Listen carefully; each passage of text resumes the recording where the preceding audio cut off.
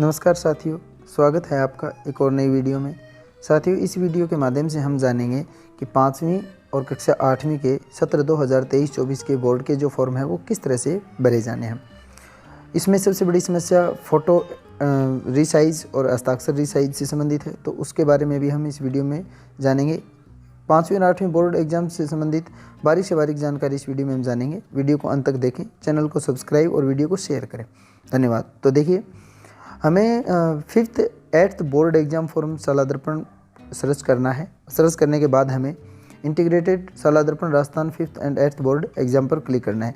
उसके बाद में हम इस पेज पर आएंगे जहां हमें येलो कलर में लॉगिन दिया हुआ होगा राइट साइड में ऊपर। उसके ऊपर जैसे ही हम क्लिक करेंगे तो हमारे सामने ऑफिस लॉगिन और स्कूल एग्ज़ाम सेंटर लॉगिन होगा। तो हमें स्कूल एग्ज़ाम सेंटर लॉगिन पर क्लिक करके अपने आईडी और पासवर्ड लगाकर स्कूल शाला दर्पण के लॉगिन कर लेना है। लॉगिन करने के बाद में हमारे सामने कुछ इस तरह से पॉपअप आएगा क्लास 5 और क्लास 8 का। तो हमें जिस भी क्लास का फॉर्म फिल करना है उस क्लास में हम क्लिक करेंगे टोटल स्टूडेंट के ऊपर व्यू डिटेल में। जैसे हम क्लिक करेंगे तो हमें कुछ इस तरह से दिशा निर्देश दिए हुए होंगे जो हमें ये बताएंगे कि हमें जो 5th और 8th बोर्ड के जो फॉर्म फिल करने हैं उनमें किन बातों का विशेष ध्यान रखना है। तो इन निर्देशों को हमें बिल्कुल बारीकी से पढ़ना है। तृतीय भाषा से संबंधित जानकारी दी होगी। विद्यार्थी का जो विवरण है जो हम फॉर्म फिल करेंगे तो वो शाला दर्पण से डाटा उठाएगा। उस डाटा को हमें अपने अपने रजिस्टर से मिलान करना है और अगर वो डाटा सही है और सही होने की स्थिति में हमें उस विवरण को वेरीफाई करना है। यानी कि हमें 1 बाय 1 करके स्टूडेंट के जो फॉर्म हैं उनको अप्लाई करना है, उनकी डिटेल को चेक करना है और चेक करने के बाद जैसे ही हम अप्लाई करेंगे उसके बाद में आगे हमें कि कुछ और करना है उसको हम ध्यान में रखेंगे। तो सबसे पहले तो हम क्लास सेशन और ये चूज़ करेंगे और जैसे ही हम इसको क्लिक करेंगे तो जिस क्लास का हम चूज़ करेंगे उस क्लास के स्टूडेंट की लिस्ट हमारे सामने आ जाएगी। स्टूडेंट्स की जानकारी दी हुई होगी, उस जानकारी को पूरा पढ़ेंगे और 1 बाय 1 करके अप्लाई करेंगे। तो जैसे हमने पहले स्टूडेंट को देखा, उसके SR नंबर, उसका नाम, उसके पिता का नाम, डिटेल मिलाई और हमने अप्लाई पे क्लिक किया। जैसे ही हम अप्लाई पे क्लिक करेंगे तो हमारे सामने एक पेज ओपन होगा जिसके ऊपर स्टूडेंट का विवरण दिया होगा। जैसे विद्यार्थी का विवरण में होगा पोर्टल पर विद्यार्थी के जो SR नंबर है वो, विद्यार्थी का नाम, पिता का नाम, माता का नाम, जन्म दिनांक, जेंडर, विद्यालय नाम, यानी पूरी की पूरी जानकारी उसकी होगी। उस जानकारी को हमें अपने SR रजिस्टर से मिलान करके कन्फर्म कर देना है। कन्फर्म करने के बाद में नीचे हमें कुछ जानकारी और दी होगी जिसमें उसका धर्म, विद्यार्थी का पता और विद्यार्थी के अभिभावक के मोबाइल नंबर, BPL स्टेटस आदि हैं। इसको भी हमें वेरीफाई करके अपने रजिस्टर से मिलान करके इसको हमें सेव करके आगे बढ़ना है। तीसरा पेज जो ओपन होगा उसके अंदर जो बच्चा है, विद्यार्थी है यानी परीक्षार्थी है, उसकी फ़ोटो और साइन हमें यहाँ अपलोड करनी है। ये सबसे महत्वपूर्ण कार्य है। तो देखिए, इससे संबंधित कुछ दिशा निर्देश हैं। उसमें दिया हुआ है कि जो 5वीं और 8वीं बोर्ड के जो हम फॉर्म फिल करेंगे उसके अंदर एक महत्वपूर्ण जानकारी ये है कि जो पासपोर्ट होगा वो फ़ोटो जो होगा वो पासपोर्ट साइज़ रंगीन फ़ोटो होगा और फ़ोटो का जो साइज़ है वो 50 KB और हस्ताक्षर का साइज़ है वो 20 KB होगा।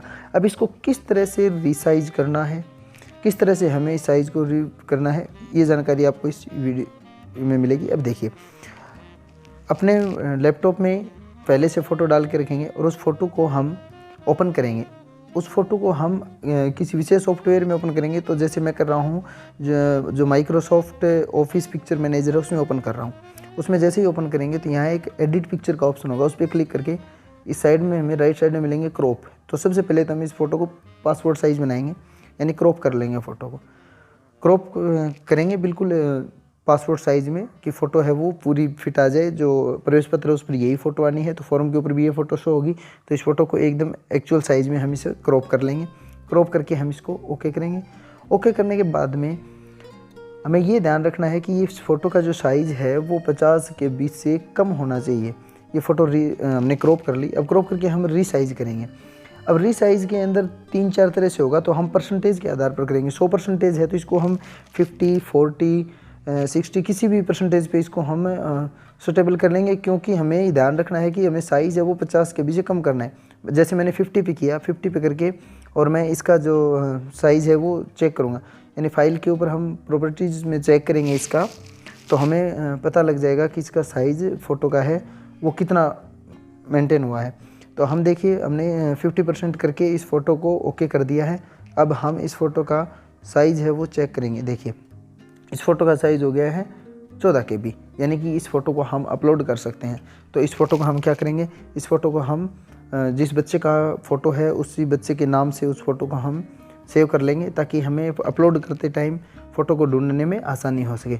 फ़ोटो को हमने बच्चे के नाम से सेव कर लिया।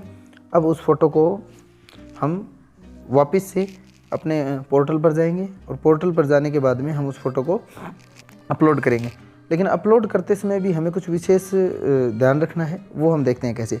जैसे हमने वो फ़ोटो सेव कर दी वहाँ पर बच्चे के नाम से, तो उस फ़ोटो को हम अपलोड फ़ोटो में क्लिक करके चूज़ फाइल की जगह से हम उस फ़ोटो को फोल्डर से उस फ़ोटो को उठा लेंगे। अब उस फ़ोटो को उठाने के बाद में ये देखिए क्रॉप फ़ोटो करना यहाँ ज़रूरी है, क्योंकि वरना ये फ़ोटो जितनी दिखाई दे रही है इतनी ही फ़ोटो फॉर्म के ऊपर शो होगी। तो हम इस फ़ोटो को ऊपर नीचे क्रॉप करने के बाद में इस फ़ोटो को जैसे ही क्रॉप करेंगे तो अब इसका फुल साइज़ है वो फॉर्म के ऊपर आ जाएगा। अब देखिए फ़ोटो हमने अपलोड कर दी। अब फ़ोटो अपलोड करने के बाद में दूसरा काम है हस्ताक्षर का। हमने दिशा निर्देश में पढ़ा था कि जो हस्ताक्षर हैं वो 20 KB से कम होने चाहिए। तो इसी प्रकार हम हस्ताक्षर को माइक्रोसॉफ्ट ऑफिस पिक्चर मैनेजर में ओपन करेंगे। ओपन करने के बाद में सबसे पहले हम जो हस्ताक्षर हैं विद्यार्थी के, उन हस्ताक्षर को हम क्रॉप करेंगे और क्रॉप एकदम फिट एक्यूरेट क्रॉप करेंगे कि जो बच्चे के प्रवेश पत्र पर हस्ताक्षर शो हों, फ़ोटो के नीचे शो होंगे तो बिल्कुल स्पष्ट शो हों। इस तरह से हम हस्ताक्षर करवा के पेज के ऊपर रखेंगे और उनको फ़ोन से, लैपटॉप में किसी भी माध्यम से डाल लेंगे, डाटा केबल के माध्यम से या व्हाट्सएप पर लॉगिन करके किसी भी तरह से, और फिर हम उनको क्रॉप कर देंगे। क्रॉप करके इनको हम बच्चे के नाम से सेव कर लेंगे। देखिए 5 KB का हस्ताक्षर रेडी हो गया है। अब हम इस हस्ताक्षर को क्या करेंगे, उसी जगह जाएंगे और हस्ताक्षर को भी हम बिल्कुल उसी प्रकार अपलोड कर देंगे। अपलोड करते समय हमें ये बात फिर ध्यान रखनी है कि इनको हमें क्रॉप करना है, अन्यथा आधे हस्ताक्षर ही शो होंगे। ये देखिए इतना ही शो होगा। तो हम इसको दोनों साइड ऊपर नीचे क्रॉप करेंगे दाएं बाएं, और क्रॉप करने के बाद में ये क्रॉप फोटो पे क्लिक करेंगे तो ये फिट आ जाएगा।